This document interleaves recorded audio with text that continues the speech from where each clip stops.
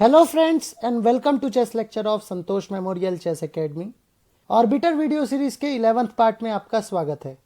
अब तक के 10 आर्टिकल में हमने गेम के रूल्स के बारे में बहुत कुछ सीखा और आज के इस वीडियो में हम article 11 the conduct of players के बारे में डिस्कस करेंगे। इस आर्टिकल में हम ये देखेंगे कि एक खिलाड़ी को टूर्नामेंट के दौरान कौन कौन सी इंपॉर्टेंट बातों का ध्यान रखना चाहिए। अगर आपने हमारे पिछले वीडियोस को अभी तक नहीं देखा है तो आई वुड रिक्वेस्ट कि आप राइट टॉप पर जो आई बटन है उसे प्रेस करके हमारे पुराने वीडियोस को विजिट करें, क्योंकि ये आर्टिकल आपके अभी तक के जितने भी आर्टिकल्स हैं उसमें से सबसे ज़्यादा लंबा होने वाला है। पर मेरी बात का भरोसा रखें कि ये बहुत ही प्रैक्टिकल है और इसे समझना अब तक के जितने भी आर्टिकल्स हमने डिस्कस किए हैं उसमें से सबसे ज़्यादा ईजी होने वाला है। तो चलिए शुरू करते हैं हम हमारा आर्टिकल डिस्कशन। आर्टिकल 11.1 सेज कि एक खिलाड़ी को कभी भी ऐसे कोई काम नहीं करना चाहिए जिससे चेस की गरिमा को नुकसान पहुंचे। हमारा अगला आर्टिकल प्लेइंग वेन्यू में एक खिलाड़ी के एक्टिविटीज़ कैसे होनी चाहिए, किस तरीके से वो बर्ताव करना चाहिए, इस बारे में स्पेसिफाई करता है। प्लेइंग वेन्यू समझने से पहले हम ये समझते हैं कि एक प्लेइंग एरिया क्या होता है। प्लेइंग एरिया हम टूर्नामेंट हॉल को कहते हैं जहां खिलाड़ी आपस में बैठकर अपने गेम्स खेलते हैं। वहीं प्लेइंग वेन्यू एक ऐसा एरिया होता है जहां प्लेइंग एरिया के साथ साथ उससे जुड़ी इंपॉर्टेंट जगह जो आपके प्लेइंग एरिया को कंस्टिट्यूट करती है, जैसे washrooms, smoking zones, refreshment room या कुछ ऐसे जगह जो स्पेसिफिकली ऑर्बिटर ने आपके लिए ऑथराइज किया हो। इस बात का विशेष ध्यान रखना चाहिए एक खिलाड़ी को कि बिना ऑर्बिटर के परमिशन के कोई भी खिलाड़ी प्लेइंग वेन्यू को छोड़कर बाहर नहीं जा सकता। प्लीज नोट, यहाँ पर प्लेइंग एरिया की बात नहीं बल्कि प्लेइंग वेन्यू की बात हो रही है। और जब उनकी चाल हो तब वो अपना प्लेइंग एरिया को भी छोड़कर नहीं जा सकते। इन द सेंस जिस टूर्नामेंट हॉल पर हैं आप उस जगह को भी छोड़कर नहीं जा सकते जब आपकी चाल होगी। फॉर एग्जाम्पल, आप अपनी चाल में बिना ऑर्बिटर परमिशन के वॉशरूम में भी नहीं जा सकते। हमारा अगला आर्टिकल प्लेइंग एरिया में स्पेक्टेटर्स को कंट्रोल करने के लिए बनाया गया है। स्पेक्टेटर्स का मतलब होता है दर्शक। ये आर्टिकल कहता है कि बिना ऑर्बिटर के परमिशन के एक खिलाड़ी के अलावा कोई भी अन्य व्यक्ति टूर्नामेंट हॉल में एंटर नहीं कर सकता। जरूरत पड़ने पर ऑर्गेनाइजर्स को स्पेक्टेटर्स के लिए मैच देखने की फैसिलिटी अरेंज करनी चाहिए, जो कि ऑब्वियसली प्लेइंग वेन्यू के बाहर होगी। प्लीज नोट, एक प्लेयर के गेम खत्म होने के बाद वो भी प्लेइंग एरिया के लिए एक स्पेक्टेटर के जैसा होगा। इस वजह से उसके गेम खत्म होने के केस में उसे भी प्लेइंग एरिया में होने का अधिकार नहीं है।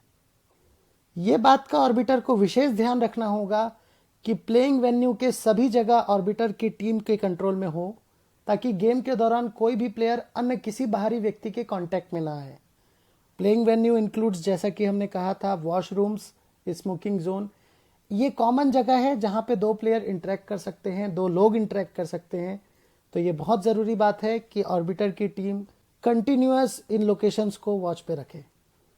अगला आर्टिकल ये कहता है कि अगर आपका अपोनेंट अपनी चाल चलकर बोर्ड से कहीं दूर चला गया है, लेट्स से वो वॉशरूम चला गया है, ऐसे केस में अगर आपकी चाल है and you played the move और अब अगर आपको वॉशरूम जाना है तो ऐसे केस में आप डायरेक्ट नहीं जा सकते, बल्कि इससे पहले आपको ऑर्बिटर को रिपोर्ट करना होगा और उनकी परमिशन लेनी होगी। इन शॉर्ट, दोनों ही खिलाड़ियों को इस बात का ध्यान रहना चाहिए, दोनों में से कोई भी एक खिलाड़ी हर समय बोर्ड पर अवेलेबल होना चाहिए। ये ऑर्बिटर को सिग्निफाई करता है कि बोर्ड में गेम अभी भी चल रहा है, ना कि बोर्ड में ऑलरेडी आप पोजीशन छोड़कर जा चुके हैं और रिजल्ट सबमिट कर दिए हैं। नेक्स्ट आर्टिकल सेज कि गेम के दौरान खिलाड़ी को किसी भी प्रकार के नोट्स किसी अन्य प्लेयर से डिस्कशन या एनालिसिस करना बिल्कुल भी अलाउड नहीं है, क्योंकि ये चीटिंग रेगुलेशंस को वायलेट करती है, जिसमें एक खिलाड़ी को कड़ी से कड़ी सजा मिल सकती है। नेक्स्ट आर्टिकल सेज एक खिलाड़ी किसी भी प्रकार के इलेक्ट्रॉनिक डिवाइसेस टूर्नामेंट हॉल में कैरी नहीं कर सकता, जैसे मोबाइल फोन्स और wrist watches.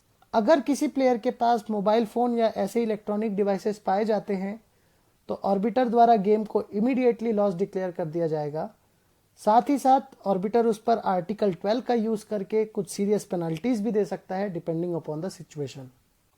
Next article says कि अगर ऑर्बिटर को किसी खिलाड़ी पर शक है तो यह आर्टिकल उन्हें खिलाड़ियों से जुड़ी सारी चीजों को जांच करने का अधिकार देता है। ऐसी स्थिति में प्लेयर की तरफ से ऑर्बिटर को जांच करने में पूरा सहयोग होना चाहिए, क्योंकि अगर वो ऐसा करने से मना करते हैं तो ऑर्बिटर आर्टिकल 12 की पेनल्टीज का उपयोग कर खिलाड़ियों पर सीवियर पेनल्टीज लगाने का भी अधिकार रखता है। इस आर्टिकल के बारे में विस्तार से हम आने वाले वीडियो में देखेंगे, जिसमें हम ये समझेंगे कि एक ऑर्बिटर एक खिलाड़ी को किस तरीके से पेनाल्टी दे सकता है आर्टिकल 12 के हिसाब से। अगला आर्टिकल ये कहता है कि प्लेयर को सिगरेट सिर्फ स्मोकिंग एरिया में अलाउ किया जाए, जो कि हमेशा ऑर्बिटर की टीम द्वारा निगरानी में रखा जाएगा। साथ ही जैसा कि हमने स्पेक्टेटर्स के केस में डिस्कस किया था, जिन प्लेयर्स के गेम खत्म हो चुके हैं, क्योंकि आप भी अब दर्शक हैं, कृपया टूर्नामेंट हॉल से बाहर चले जाएं। अगला आर्टिकल कहता है कि एक खिलाड़ी को गेम के दौरान कभी भी उनके अपोनेंट को किसी भी तरीके से डिस्टर्ब करने की कोशिश नहीं करना चाहिए, जैसे baseless draw claims, draw offers या सर्दी खांसी का बहाना कर अपोनेंट को डिस्टर्ब करने की कोशिश करना। ध्यान रखें कि ऐसे केसेस में ऑर्बिटर्स पेनाल्टी का ब्रह्मास्त्र आप पर भी चला सकते हैं।